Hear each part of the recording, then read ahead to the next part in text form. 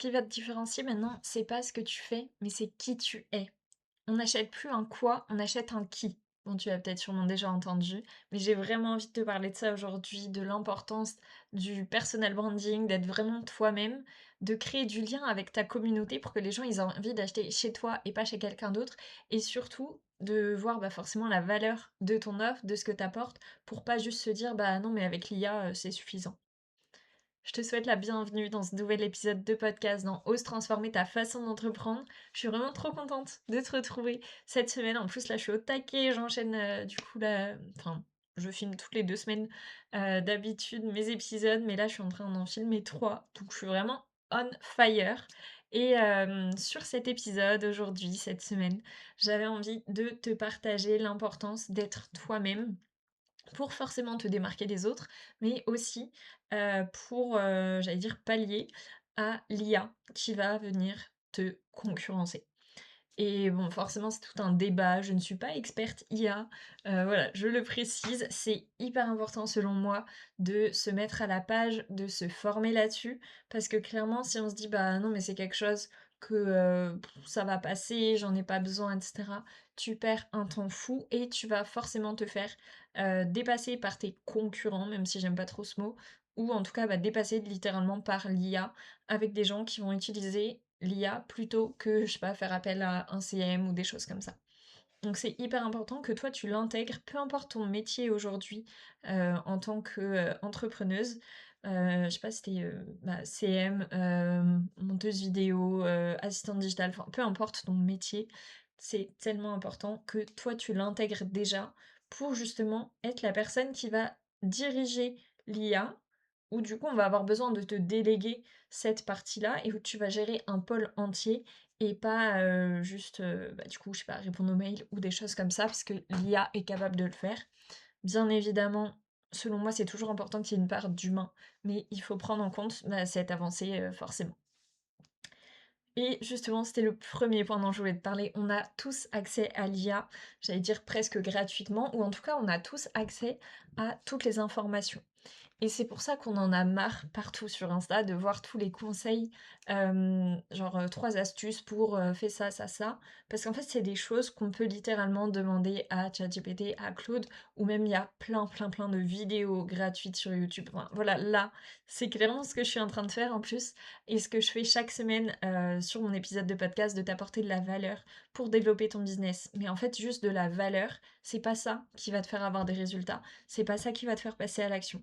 Et c'est pour ça que c'est important, toi aussi, selon ton domaine d'expertise, d'adapter pour pouvoir, en fait, mettre en avant ton expertise, ton expérience et surtout, j'allais dire, le côté humain qui ne sera jamais remplacé par l'IA. Donc vraiment de valoriser en fait cette partie-là.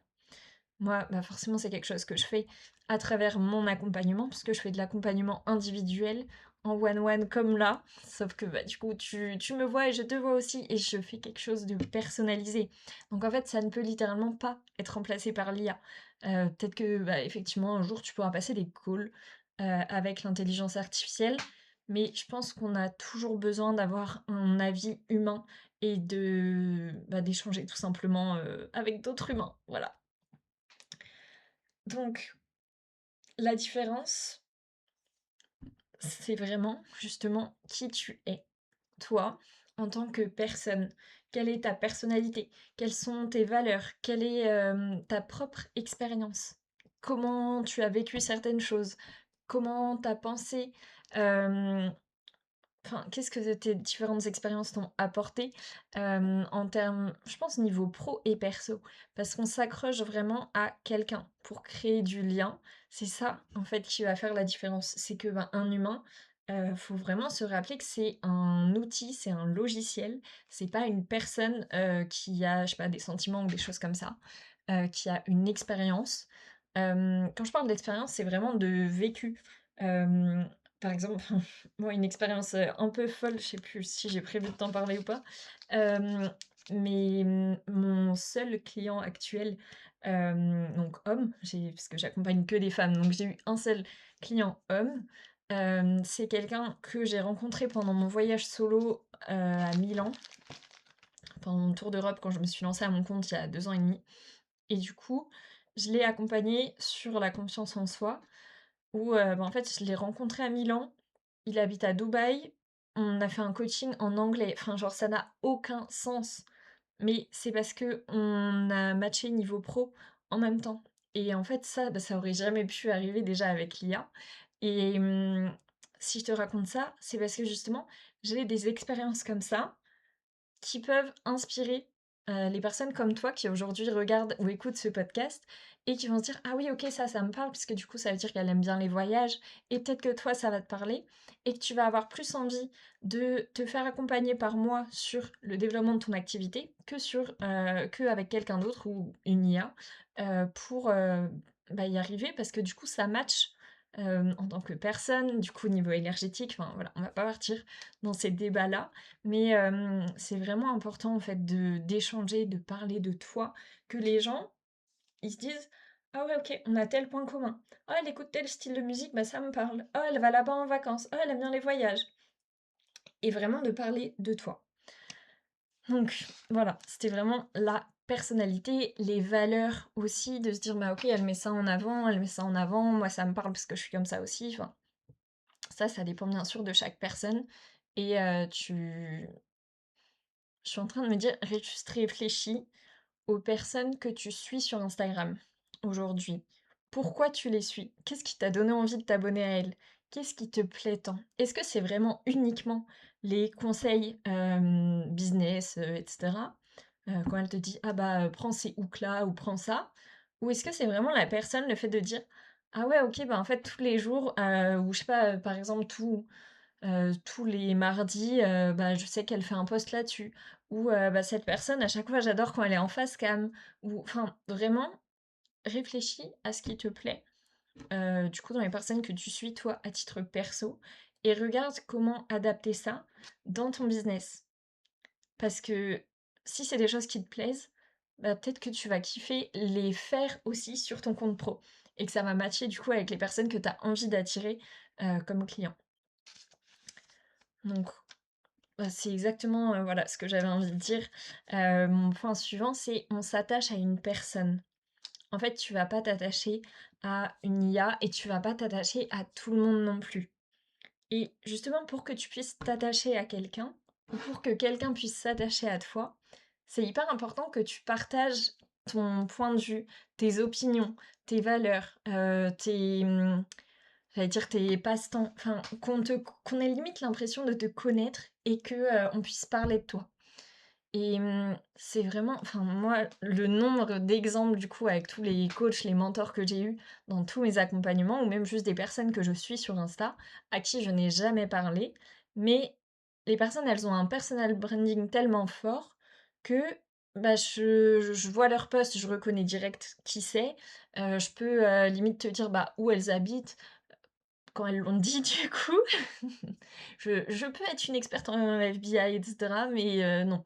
C'est vraiment les personnes qui partagent, en fait, leur quotidien. Si elles habitent, dans un endroit en particulier, si, je sais pas, elles vont à la danse, elles font des activités, parce que du coup, moi, ça va me parler et je vais retenir comme ça, beaucoup plus que: «Ah bah, elle a donné tel conseil». Je vais me dire: «Ah oui, OK, bah, elle fait ça dans son quotidien, ça me parle et du coup, je me souviens d'elle». Donc c'est vraiment ça la différence.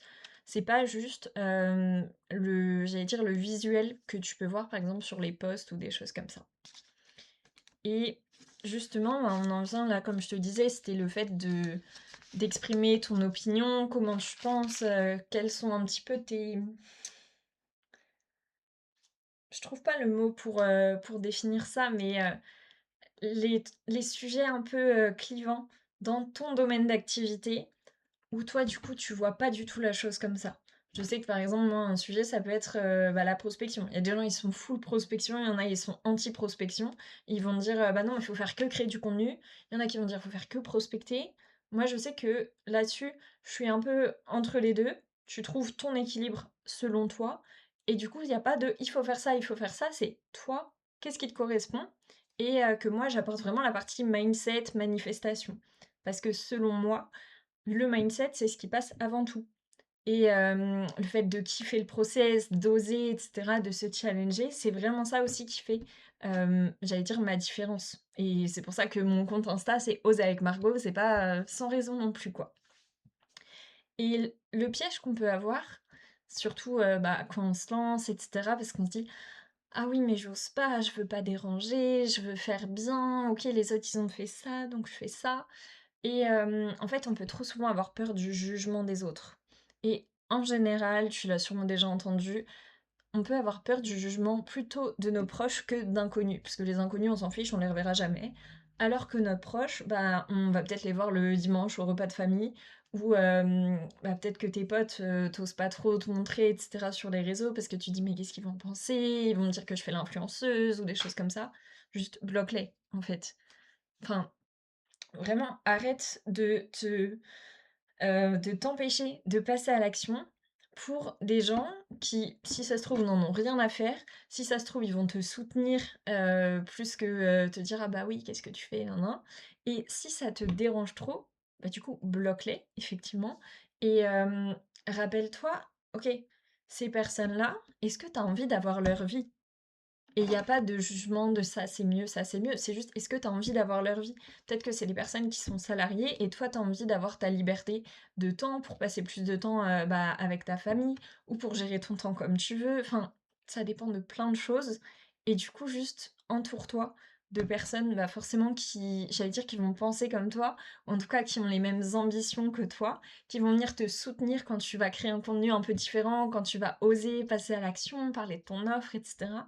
Plutôt que de dire: «Oh ça me stresse, il y a ma sœur ou il y a mon frère ou il y a ma mère ou peu importe qui va regarder ma story. Oh, mais qu'est-ce qu'elle va penser?» Juste, en fait, arrête, juste bloque ces personnes et on s'en fiche. Enfin, si c'est pas ta cible, on s'en fiche. Vraiment, concentre-toi sur le fait d'attirer des personnes qui vont matcher avec toi et une fois qu'on a passé un petit peu ce cap-là de se dire: OK, c'est bon. Les personnes, de ma famille ou mes proches, ça me stressait, je les ai bloqués. Maintenant, ce qui va t'aider aujourd'hui pour te différencier sur les réseaux et bah, du coup, faire que les gens vont vouloir acheter chez toi et pas chez la voisine, c'est toi, ta personnalité et ton avis, ton point de vue. Et c'est pour ça que tous les comptes qui sont trop lisses, qui disent: «Bah oui, ça je suis d'accord et ça aussi, du coup je sais pas», bah, en fait, on ne peut pas s'accrocher à eux parce qu'on sait pas trop ce qu'ils pensent. Et ça me fait vraiment penser, bah, du coup, à l'épisode de podcast qui sera sorti pour toi, ouais, 1 semaine avant, hem, où je parlais de ça justement sur le fait d'être, vulnérable, authentique. Juste montre-toi comme tu es, parce que c'est ça qui va faire que les gens, ils vont créer du lien avec toi. Tu vois, moi, par exemple, bah, je kiffe, bah, les brunchs, festivals, enfin ouais, festival, les voyages, et cetera.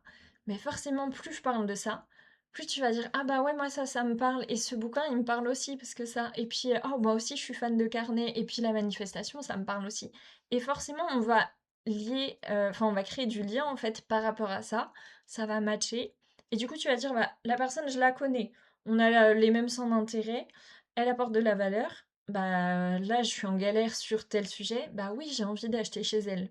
Et c'est exactement comme ça que fonctionnent tes prospects aussi. Donc, demande-toi qu'est-ce que tu as envie de partager. Donc, bien évidemment, je te dirai jamais tu dois tout partager, tu dois tout dire, etc. Ce qui compte, c'est de partager une partie de toi, mais tu partages ce que tu veux.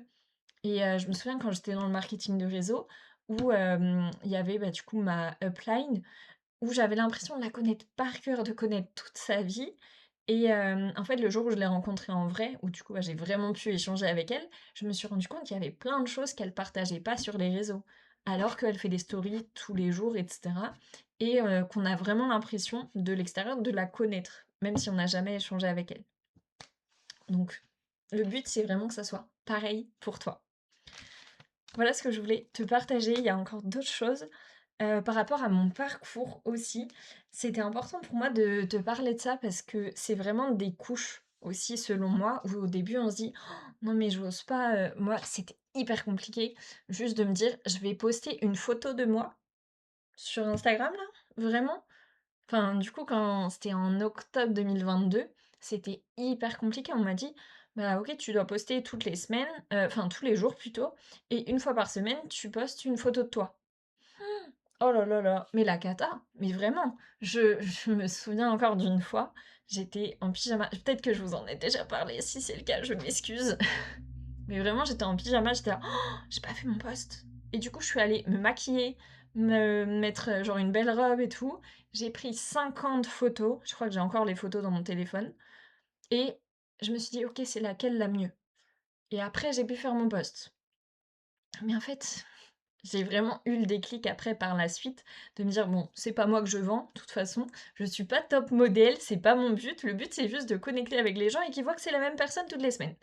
Donc déjà, quand tu arrives à ce niveau de détachement-là, bah, forcément tout change. Tu beaucoup plus à l'aise, beaucoup plus confiante parce qu'en fait, tu sais que ce qui compte, c'est de te montrer toi, de façon authentique. Et si je te parle de cet exemple-là, c'est pour te dire que oui, aujourd'hui, bah, tu me vois là sur, bah, sur un podcast, sur ma chaîne YouTube et même là, rien que le dire, je trouve que c'est un truc de fou. Pour, la petite Margot qui était, même jusqu'à l'école d'ingénieur où j'osais pas lever la main en classe. Ça me stressait, mais au plus haut point et maintenant je peux, te faire des lives sur Insta sans problème. Je suis là: «Bah oui, il faut juste appuyer sur le bouton. C'est quoi le problème?» Alors que peut-être que toi, aujourd'hui, c'est un truc qui te challenge de faire, des stories face cam, des posts face cam ou des lives, enfin, peu importe. Et en fait, de se rappeler que c'est toujours des étapes. Tu vois, moi, j'ai tellement, tellement hâte de faire un jour, des conférences, des séminaires, des choses comme ça et j'ai vraiment trop hâte et en même temps, je sais que, bah, sur le coup, ça va me stresser de ouf et que c'est peut-être pour ça aussi qu'aujourd'hui, je repousse un peu ça. Bon, il y a d'autres raisons et pour l'instant, j'ai vraiment envie de me concentrer de toute façon sur le développement de mon business en ligne, de continuer à accompagner mes clientes en one-one et cetera. Mais vraiment de te rappeler que c'est toujours par étapes. Donc demande-toi qu'est-ce que tu peux faire aujourd'hui pour te challenger là-dessus et pour montrer un petit plus de toi, qui tu es, à ta communauté sur Insta. Et en fait, comme je te disais, c'est par étapes, c'est vraiment à tous les niveaux et de te dire que là, si je te dis, bah, pense à vraiment quelqu'un qui est hyper développé sur les réseaux, qui est là depuis peut-être longtemps, qui t'inspire de fou, où tu dis, mais jamais je pourrais avoir sa vie, c'est un truc de fou, c'est impossible.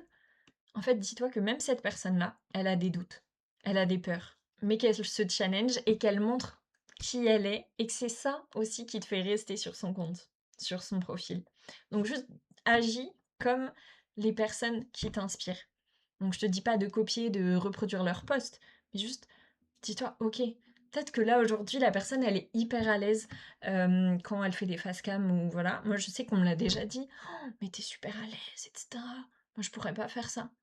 Mais moi, juste parler devant les gens dans ma classe, c'était impossible. Sauf que maintenant, bah, ça va faire, du coup, bientôt 4 ans que, je poste sur les réseaux. Et du coup, forcément, c'est beaucoup plus fluide pour moi. Mais au début, j'ai galéré aussi. Donc voilà, de se rappeler, tout ça. Et le dernier point que je voulais voir aussi avec toi, c'est,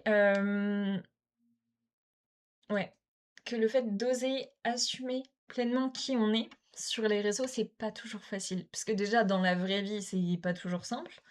Donc de se dire: «Ah ouais, mais je vais montrer mon image, on va entendre ma voix». Ça, oh là là, impossible pour moi avant, impensable de me dire: «Je vais faire un vocal juste à mon meilleur pote, genre à mon meilleur ami» et maintenant je te fais des vocaux à n'importe qui. Parce que j'adore ça, que c'est beaucoup plus sympa pour échanger et cetera et du coup, tu vois vraiment l'évolution, mais là, c'est plus pour te dire, genre, sois toi-même, assume qui tu es et c'est vraiment ça qui va faire que certaines personnes vont t'adorer. Donc ouais, c'était vraiment sur ça que j'avais envie de finir et aussi sur la partie, hem, comment dire? Les gens adorent voir les coulisses, les backstage et le build-in public. Donc en fait, si tu montres vraiment toute ton évolution en disant: «OK, bah, là, aujourd'hui, je suis là, ça se passe comme ça, je me sens comme ça» et que tu refais un point, je sais pas, au bout de 1 mois ou 3 mois et que, tu continues à partager les coulisses, comment ça avance dans ton activité ou des choses comme ça, les gens, ils vont adorer et ils vont encore plus te faire confiance parce que du coup, ils vont dire: «Ah ouais, ça fait X temps qu'elle a démarré et la personne, elle est toujours là et elle lâche pas et elle a accompagné tant de personnes depuis» et cetera et du coup, les gens, ils vont voir, en fait, que, bah, tu j'allais dire que tu tiens la route, que tu es experte dans ton domaine et ils vont se dire: «Bah, oui, en fait, je lui fais confiance et je la suis depuis super longtemps et elle m'a déjà énormément aidée, en fait, via peut-être, bah, le contenu que tu vas apporter, hem, sur ton Insta» et enfin, comme là, je le fais moi avec, bah, du coup, le podcast. Et en fait, de se dire: «Les personnes te suivent pour qui tu es, pour les conseils que tu apportes» et c'est ça aussi qui va, j'allais dire, leur donner envie de te remercier, hem, parce qu'elles te font confiance, elles savent que tu leur as déjà apporté beaucoup de choses et elles vont avoir envie d'en savoir plus et de se faire accompagner par toi si elles voient qu'elles ont des problématiques ou des besoins en fonction de ton expertise. Voilà, c'est tout pour aujourd'hui là-dessus. Merci encore infiniment pour ton écoute. Franchement, je suis trop contente de voir, toutes les écoutes chaque semaine, vos commentaires aussi. Donc n'hésite pas à me mettre un petit mot pour savoir, bah, ce que tu as pensé de cet épisode ou à venir échanger, sur Insta. Je me ferai un grand plaisir de discuter avec toi et bah, aussi si là aujourd'hui tu dis: «Bah, j'aimerais bien me développer plus sur, bah, les réseaux, développer ton activité et cetera», mais que tu sens qu'il y a quelque chose qui bloque, bah, à ce moment-là, on va en parler et on peut voir du coup si l'offre MSA, Mindset, Stratégie, Action, c'est quelque chose qui peut te correspondre aussi.